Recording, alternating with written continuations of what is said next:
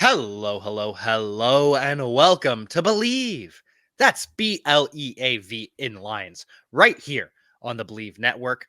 I am still your host, as always, at Cavanagh87, Jack Cavanagh. Even if you're watching on YouTube and don't see the sunglasses, that's just the kind of mood I'm in. I couldn't get the hype it up for the sunglasses. Lions don't deserve them, but you deserve to hear from the Detroit Lions legend, the all pro, the interception leader who the Lions could have desperately used today against the Seahawks. It's my co host Glover Quin. What's up, man? Ah, brutal. I'm I'm feeling like you today. deflated. I'm feeling like you. I don't even wear sunglasses on the show. Maybe I should put some on today just to cover up. Jesus Christ. Cover up the tears, cover up the bags under our eyes. Just what happened, man? You know, honestly, I think the game went kind of how I expected, but not how I expected it to go. Mm-hmm. And, I think there were things that happened in the game that we knew had to happen, right? We knew that TJ Hawkinson had to have a big day. He did that, right? We knew Jared Goff had to play good. I thought he played pretty well. Um, we knew Jamal Williams would run the ball. He ran the ball well, right? I didn't expect the offense to score 38 points without Amon-Ra St. Brown, DeAndre Swift, without DJ Chark.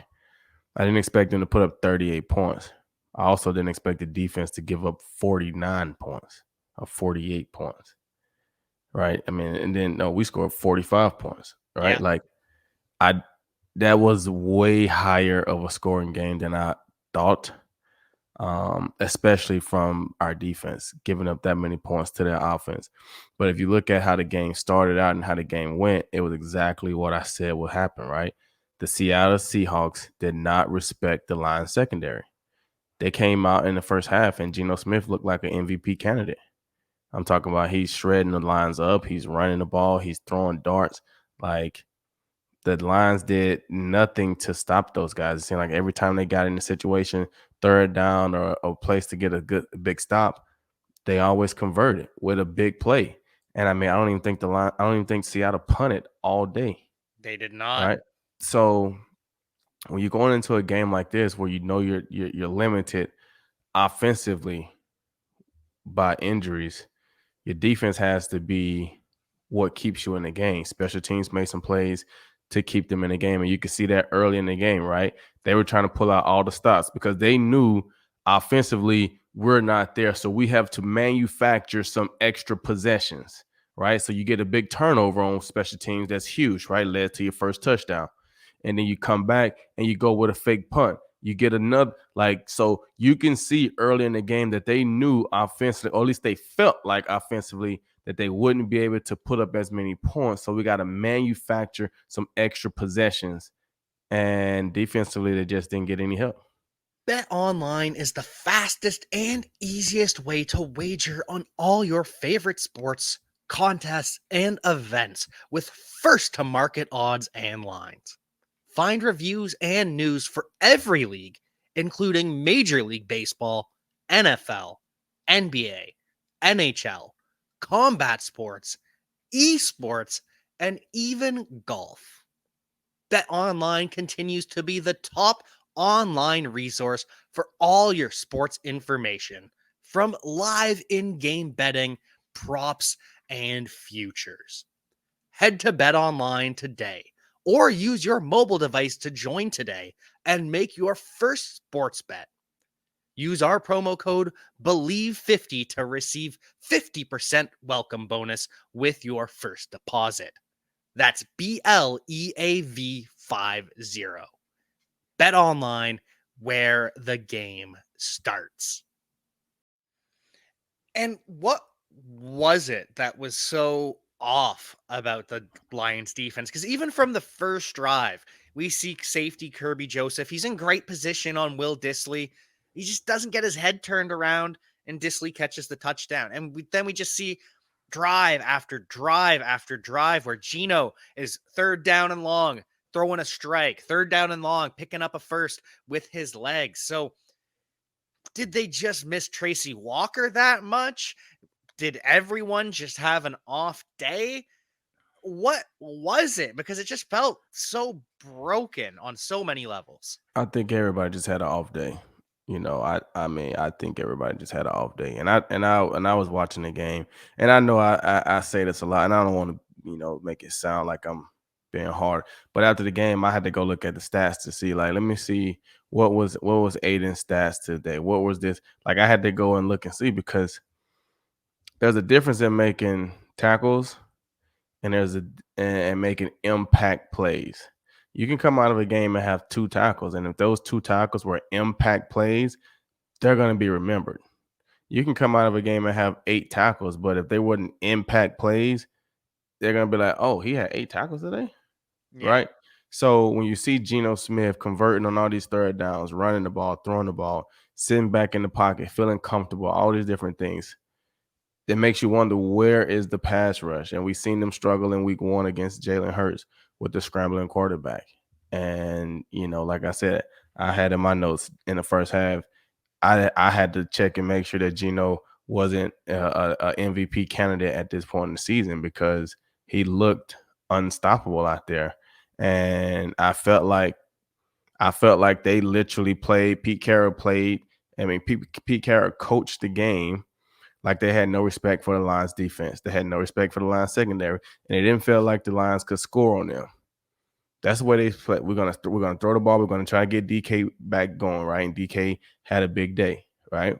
We're gonna do all these things, exactly what I said on Wednesday or whenever that was we did the show, that they were gonna come in like that, because they felt like, even if we have a couple mistakes, we don't feel like the Lions can put up enough points, especially without their stars.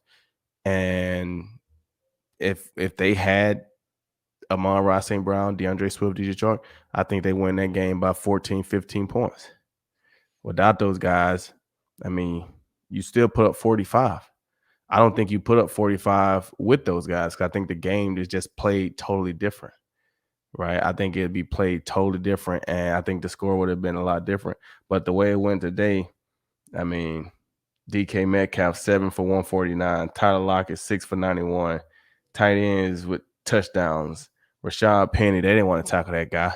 He Yeah. broke in the secondary. No DB wanted to tackle him. The only DB that looked like they wanted to tackle a little bit today was Deshaun Elliott. He at least tried to tackle a little bit. I think Jeff had one, maybe two decent. I mean, Money didn't want to tackle today. Um, they just didn't.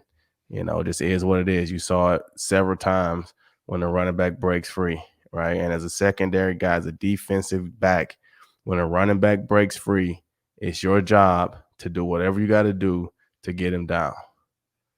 I don't care if he runs you over, you just hold on to get him down, because it's about stopping them from scoring points. And the whole world may laugh and say, "Oh, you got trucked." But none of that stuff matters except for the people in the room with you. The other guys, the coaches, the players that you play for and play with every day, those are the people that matter. And if you get trucked and you hold on and give us a chance and we end up getting a stop, that's a huge play. So, yeah, in the world, they may look like this, and you may be on a highlight video, and you may be on those things, and that's fine. And then that's a part of being in the NFL and playing at the highest level. But what matters is you land your body on the line to do everything you can to stop them from scoring. And I don't feel like the secondary wanted to tackle at all today. And even the linebackers, it's not that they didn't want to, it's when they did, the effort was just poor. It was sloppy. Yeah. Arm tackles galore, just not setting your feet and missing. Or when you do make good contact, you're still getting run over for an additional 2, 3 yards. So the linebackers couldn't tackle, the secondary didn't want to, the defensive line got no push, no slow down. And another thing I'm gonna say, this is what it looked like. Honestly, this is what it looked like. It looked like a young defensive team that went into the game and they didn't put the game on their shoulder. They went into the game hoping good things will happen, but knowing we don't have Amon-Ra St. Brown offensively, we don't have DeAndre Swift offensively, so it's going to be tough for us to win this game anyway.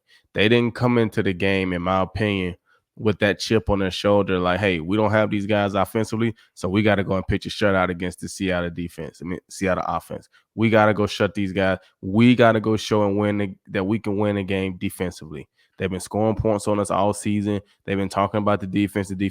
This is a time for us to go out and show that we can hold our own. And I don't feel like they approached it that way. You can see it in their effort.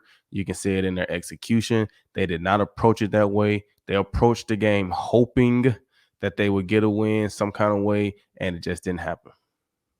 300 plus yards to Geno Smith through the air, adds almost 50 with his legs. Rashad Penny with 150 yards from scrimmage and 2 touchdowns. Just the guys who hurt them last year, DK Metcalf and Rashad Penny, ran all over them again. And so it's just frustrating to see it happen again.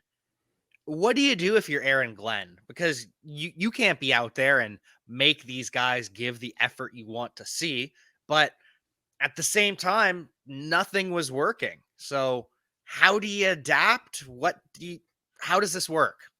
Man, and that's the crazy thing about the NFL, right? Because it's different than college. You don't have an 85-man roster, right? So you can't bench your defense. Like those are your guys. I mean, you can't release all those guys and re-sign, those are your guys. This is who you have. This is who you decided to go with this season, coming out of the off season, coming out of training camp.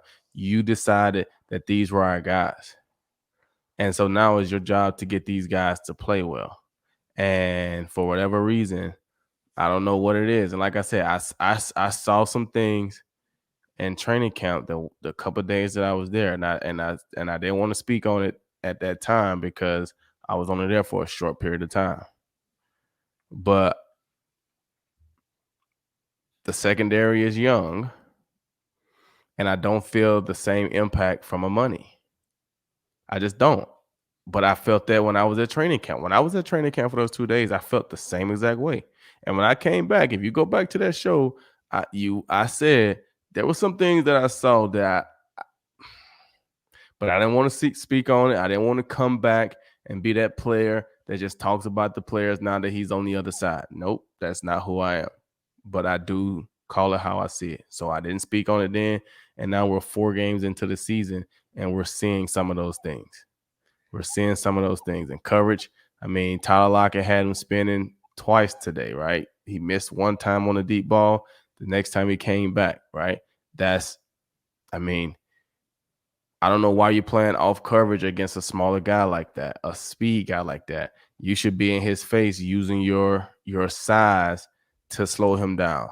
The bigger guys, yeah, you might want to play off of those guys because you get impressed against those guys, like we saw with Kirby Joseph in the tight end. You can't really see the ball. Those guys are big. They know how to use their body, and the quarterbacks know how to throw them the ball. So we're just seeing some things from this defense. We're seeing it on the D line that it's tough for them to get consistent pressure, and that puts the head coach, that puts the D coordinator in a compromised situation, because when it's tough to get consistent pressure with your D line, now you got to bring pressure with your linebackers, and when you bring pressure with your linebackers, now you put more pressure on your secondary because you're taking guys out of coverage. And so it's that balance of how do I protect my DBs enough, and how do I give my D-line some help? It's a tough balance. And when you got quarterbacks scrambling out of there on third down, getting first downs, keeping you off balance, throwing the ball, it's just tough. It's absolutely tough. And then when you can't stop the running back, it makes it even tougher. And I do appreciate how in the summer you were alluding to what you were seeing, but you did it respectfully, kindly. Just your question was, who's going to step up and be the playmaker? because you didn't see that from anyone. We still wonder who's going We to be still that wonder playmaker. who's gonna be that guy on the defense when you need a play. Who's gonna make that play when you need a play in the secondary? Who's gonna make that play? And it feels great when you have multiple guys that you can be like, who's gonna make that play? Right? I think back to when I was playing. Right there, hey, who's gonna make a play? Am I gonna make a play? Is Slay gonna make a play? Is Diggs gonna make a play? Somebody's gonna make a play in the secondary. Right? You look back at the D line in 2014, we had those guys. Is Sue going to make a play? Is Ziggy going to make a play? Is Fairley going to make a play? Is Jason Jones? Is George? Like, one of those guys are going to get some pressure and we're going to be okay. You look at the linebackers. Is Tully going to make a play? Is Levy going to make a play? Somebody is going to make a play. Who are those guys that you can say they're going to make a play? Not make a tackle, make a play. And a play, when I say make a play, I mean you're changing the game. You're changing the game. You're making an interception. You're getting a big sack. You're forcing a fumble. You're doing something to impact the game. Right? We saw, I think it was Malcolm Rodriguez on the first punt, right? Go down, you force a fumble on the punt return. That's making a play. That's giving us 50 yards of offense, right? We punted the ball 50 yards. We go down and recover it. We gave our offense 50 yards, and they come the next play, touchdown, right? That's making a play. When you in those crunch times on defense, who are you looking to make those plays? And who's going to make them? Right now, what we've seen through the first 4 weeks, the opposing team is making the plays. Yeah.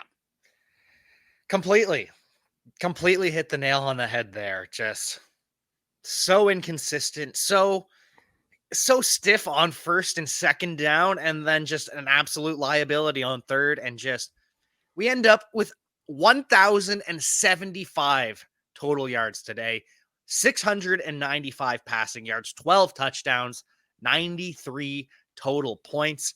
And the offense bothered me today too, because at times it felt like they were unstoppable. They were just moving the ball at will. Goff, 4 touchdowns, 378 yards. Jamal Williams goes for 109, 2 touchdowns. TJ Hawkinson with 179 yards and 2 scores. Josh Reynolds, 81 yards. Just so many people put up big numbers, but then at times when they needed a play, they just fizzled out. It felt like they'd get back within 3 and the defense would give up a touchdown, and then offense fizzled out. Now the Seahawks are up 2 scores again. I think that's the ability of those guys. Like, I don't feel like we can expect more from the offense. No. I mean, like you said, Jared Goff, 378 yards, 4 touchdowns. Jamal Williams, 19 carries, 109 yards. TJ, 8 grabs, 100. Like, I don't think you can expect more from those guys. But when every time you score, you look up, they go down and score again. Like, you got zero help from the defense. If the defense gave you 1 stop today or 2 stops today, if your offense was still clicking the way it was, I mean, you win that game because, like you said, the offense was moving the ball. They were scoring almost at will. They had a couple drives, but that's to be expected. Yeah. But to not force the Seattle Seahawks to have to punt or anything all day, it's tough. You put way too much pressure on those guys, and I think they gave you everything plus more than what I would have expected from. I knew TJ needed a big day, but I wasn't expecting the 8 catches, 179. And obviously, the one big play made a big deal, made a huge impact on that. But I wasn't expecting that. And then Jamal, 19 carries for 109. Obviously, the big run helped that as well. But I still, I feel like that's way more than enough offense to win that game. I don't think personally that you should ever lose a game that you score 45 points. I don't think that's acceptable. as a fan of football in general, because I know the fans love the high scoring on both sides, fantasy points, yay. That should never happen. Where's the defense should never be giving up over 45 if your offense No, puts up. no, never. That's a lot of points, especially to that offense. I mean, if you're playing against, you know, Aaron Rodgers in his prime with, uh some of his prime wide receivers and prolific offenses, maybe, right? And it's still and even then you're like, bro, they gave up 49 points in an NFL game. But to these guys, Geno Smith, oh man, brutal, brutal, Brutal. brutal. Absolutely brutal. And I, like I said, I really don't like to talk about the guys. I really don't. But what we're seeing defensively is just something isn't clicking. And when you don't have the defense creating turnovers, creating pressure consistently on the quarterback, when you don't have those things, it just makes it very, very, very, very difficult to play solid defense for 17 games without turnovers or sack. You know what I'm saying? You have to have those things. The offenses are just too good to just continue to allow them to have 3 downs. They get the third down, they get the first down. Now they get 3 more. Like they're just too good to consistently get a stop. Yeah, you may get one here or there, but to consistently get stops without turnovers or without somebody that can change the game on the defensive line and get sacks, it's just too hard. And as the season gets longer and longer, you get tired. Like it gets harder and harder and harder to get those stops. It just do. So this week ahead, we've got the New England Patriots next weekend. Mac Jones has a high ankle sprain, so I don't expect him to play. Some people are pretending he might. The Patriots, especially, are alluding he could, but the high ankle sprain, that's a 4 to 6 week injury. We saw Mac Jones at practice Friday, and he literally, I'm not exaggerating, he literally did not move. He stood there, both feet planted, both ankles wrapped. So it's not just the right high ankle, he's got a left ankle issue too. And he just stood there and threw. So I don't see him playing. Brian Hoyer left the game against the Packers. I'm not sure what's going on there, but the Lions could be facing the Patriots with a rookie 4th-round quarterback named Bailey Zappi. So, what are the Lions going to be doing this week? What should we expect from practice? How do we get out of this nosedive? I don't know, man. I was afraid of I see, that. because you know everything says that the Lions should win this game coming up, right? Everything points to that. The Patriots haven't been playing great football in already. They lose Mac Jones, they started. They lose Brian Hoyer, Bailey Zapp beat. Like, I mean, I'm I'm not gonna sit here and say he's not a good football player. I don't know him. I mean, I got respect for 4th rounders. I was a 4th rounder. So just because he's a 4th rounder doesn't mean that he can't come in and absolutely ball and tear up this league, right? I'm not saying that. But I don't know who he is. Doesn't mean he can't play. I just don't know him. So from the Lions perspective, how long does this loss linger? Right? How long does this loss linger? And the thing that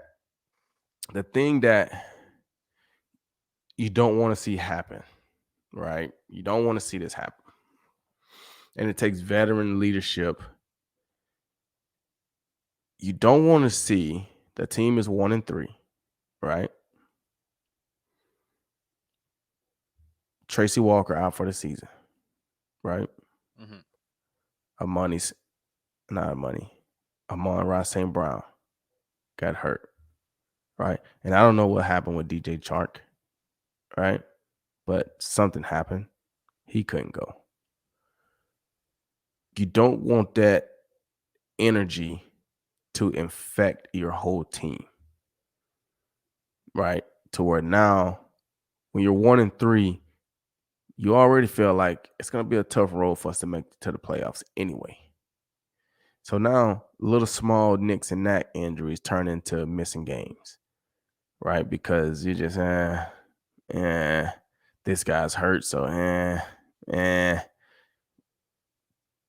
it takes veterans, guys that have been there, that that that care about the team so much that they don't allow that to seep in, right? When I was playing, and I don't want to always have to harp on when I was playing because I felt like I was just a different type of guy, but I wanted to practice every single day, even if I didn't want to practice, because it meant that much to me for my guys to see me out there. Because I can't say anything to somebody else not practicing if I'm not practicing. But if I'm practicing every day, even if I'm not completely healthy, then why you not practicing every day? My leg's sore. Hey man, get here earlier. Come get some treatment on it. Come get them ready so we can go out and practice. Because we're trying to win games. And we're only going to be good if we're putting the work in. And if you're missing 2 practices a week, we're not getting the work in. So you just don't want to see that happening. And then you look after Amon-Ra St. Brown, after DJ Chark, they're young, man. They're young at the wide receiver spot. They're young. So you just don't want, even in secondary, the leader's out. Tracy, he was only 27.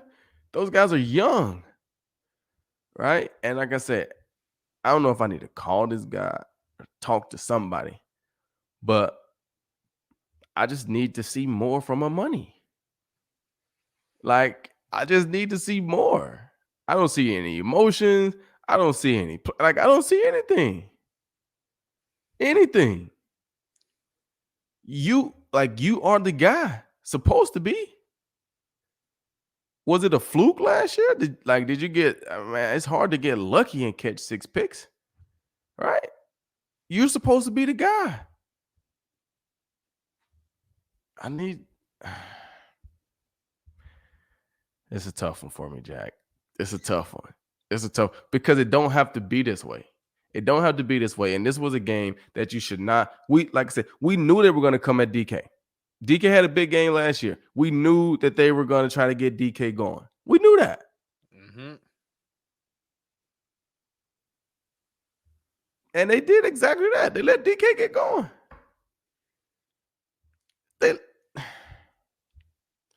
I don't know. Patriots next week. I don't know, man.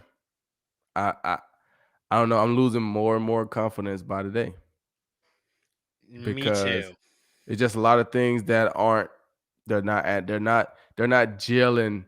You know, this is the first week that we've seen big plays from the special teams that I can remember, right? Like, when are they going to put it all together? Have a good offensive, a good defense. Like, have we had a good defensive performance all year? I mean, you think about 38 points in week 1 to Philly, right? You come back in week 2, you beat the Commanders, but they still score some points. Yeah. Then you come week 3, you give up points and lose that game like that to Minnesota. And then you give up 48 points to Geno Smith.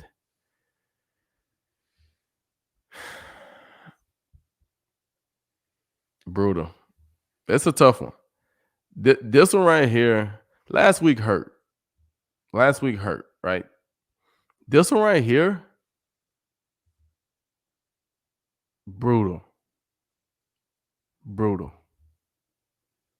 Because the offense did enough. So I apologize to the offense for not thinking that they could score that many points without Amon-Ra St. Brown and DeAndre Swift. Because they proved me wrong. The defense let you down today. Absolutely. They did. And I think you put it well. Last week hurt because it was so close. It was upsetting. It was disappointing, heartbreaking. This one's just deflating. Didn't have a lead at any point against the Seahawks with Geno Smith. So we move forward, we move onward, we move upward. We hope that we can get Amon-Ra St. Brown at practice on Wednesday. We're all, I imagine, going to be staring at the injury report as soon as it comes out, just looking through Wednesday, Thursday, Friday. Are these guys going to play? And I don't know. I I don't mean, know. they're in a tough window right now. They are in a tough window right now because you look at uh you look Pa- at what they got, right? Patriots and then They the got the bye. Patriots. They got the Patriots coming up next week. Then they get a bye. Then they travel to Dallas, who's been winning. Yeah. And might have Then Dak back by then. right. Then they got the Dolphins, who's been playing well. I don't know what's going on with Tua, but they've been playing well. Then you got the Packers. And like they're in a tough stretch right now. They're in a very tough stretch right now. And one thing I do know about Detroit, it gets cold in Detroit. And it's October the 2nd, and you're 1-3. You do not want to be 1-7 or 1-8 by the end of October because you're going to know November the 1st that you're not making the playoffs. It's going to be very cold in Detroit to continue to go to practice and do all these things to try to finish the season. And what was a very promising season could be shaping up to look a lot like last year. Playing hard, getting closer, just not finding a way to close the deal. And we had said before the season started that we would know who this Detroit Lions team is after 4 weeks. And I still don't think we do. I have I no don't. idea who this team is. Mm-mm. We're still trying to find out. We're still trying to find out. I mean, we know who the guys are offensively. We know that, Yeah. right? And I think without Amon-Ra and DeAndre, I think TJ stepped up even more. So hopefully he can continue that. I think Jared Goff's feel pretty comfortable. He can continue that. Jamal has always been Jamal. So I think offensively we know who they are and what they can do. I think it's the defense. It's the defense. We just don't know. And I think, well, maybe we do know and we just don't want to accept it Yeah. because, I mean, they've showed us this for 4 weeks in a row. Yeah, they showed us a little more in week 2 against the Commanders, but, I mean, they've kind of showed us the same thing 4 weeks. So maybe that's who they are. I don't know. I don't know. But I'm still waiting to see an interception. Yeah. Jeez. Like, when was the last time we saw an interception from the Detroit line? Like, I watch these games and you see these guys freaking soccer trotting all the way across the field, all the way from one end zone to the other end zone. That's the thing, right? It doesn't matter where you catch a ball or get a turnover, you run to the opposite end zone, right? That's what they're doing now in the league. When was the last time we seen the Lions freaking soccer trotting? Have we seen them soccer trot all? We seen one time they got a forced fumble against the Commanders. Yeah. And I think Deshaun Elliott recovered the fumble and he soccer tried it to the end zone. When, come on now. I'm watching, like, if you watch football, you're going to see everybody else is soccer trotting all game. You see soccer trots. Here they go. Oh, there they go. The Lions don't even get to participate in the soccer trots. No group photos by the defense after. Man, somebody got to be a turnover guy, and I don't know who that guy is. Like I said, I don't know who that guy is. Jeff is more of a physical guy. I don't feel like he's a turnover guy. You know, Amani, I don't know where he's at this year. Deshaun seems to be more of a physical guy, not necessarily a turnover guy. You lost Tracy. You know, Joseph is young. I just don't know. I don't know where the turnovers are going to come from unless they just fall into your arms. Mike Hughes has shown, I think he dropped pick a couple weeks ago when he first got inserted. I don't remember him being just an interception guy when he was in Minnesota. He's always just a good cover guy, physical guy, feisty guy, blitz guy, but just being a turnover guy, that hasn't been his game either. So I just don't know where the turnovers are going to come from. Who is a guy that just has it in his body to create turnovers? I just don't see. I don't know where they are. I mean, even at the linebacker, like Rodrigo is a great player, but he doesn't, like, he's like a tackler. He's a Philly, like, you know what I'm saying? Like, he's not a covered turnover guy. Yeah. Yeah, he might punch a ball out like he did today, but I mean, someone's got to get a pick, man. do they have three? Can we pull those numbers? Let me see. What's that? Their turnovers? Yeah, how many turnovers do they have? Let's pull this that season? up. This season. Yeah, I'll pull that up here. Just loading shortly, but it's not good. Whatever it is. Let's see. I think you might be right. I think it might only be the forced fumble against the Commanders. Yeah, and then the one today, and that was special teams. Yeah. So let's see the defensive stats here. Oh, I don't even want to look at this. Let's see, where are we? Interception. Will Harris got one interception. Oh, he does. You're right. And Bobby Price has the one interception on the 2 points, so that doesn't fully count. Right. And we got the one forced fumble. One forced fumble. Charles Harris. Damn. So they got 3 turnovers on the whole season. Will Harris, Malcolm Rodrigo forced fumble today, recovered by somebody. And then Will Harris. I mean, not Will Harris. Charles Harris. Charles Harris. 3 turnovers. I mean, unless you include the safety they got last week, 4 turnovers or a couple weeks ago. Come on. Come on, man. Like, they have to be last in the league in turnovers. Got to be. Yeah. We need more.